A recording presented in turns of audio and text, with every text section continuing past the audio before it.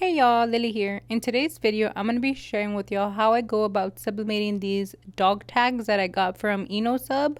Everything that I use in this video, I would go ahead and leave in the link in the description box below. If you have any questions at all along the way, feel free to drop a comment down below and I will do my best to assist you in the best way possible. With that being said, let's get started. Alright, so here I have the design I will be using. I printed it on the INNOSUB paper.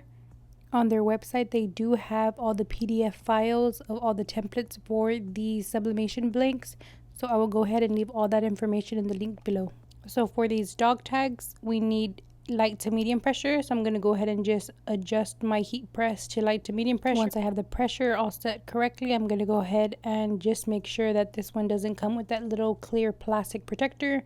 This one does not.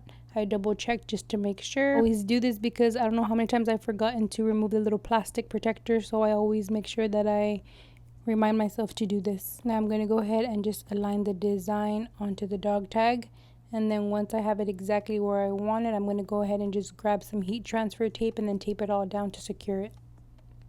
I like to tape it onto a piece of butcher paper, that way I could just flip it around and then place another piece of butcher paper at the bottom and then just go ahead and press it.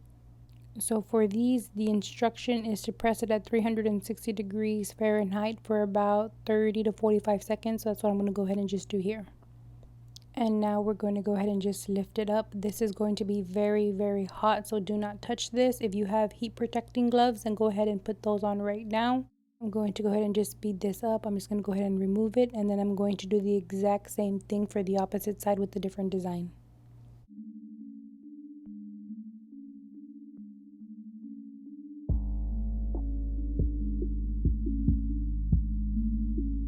Be very careful with this part because it is very, very hot. I will leave everything that I am using in this video in the description box below in case you'd like to pick some up.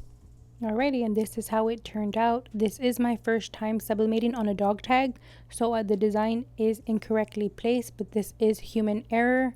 So like I said, this is my first time, so I will be testing this out again to see how it turns out, but this is my first trial. How do you think I did? Let me know in the comments down below. Alrighty, y'all, I do appreciate you taking the time to watch this video. Don't forget to subscribe and ring that notification bell. I do have TikTok, Facebook, Instagram, and Twitter. I would greatly appreciate the support over there as well. Once again, thank you so much for watching and have a great one.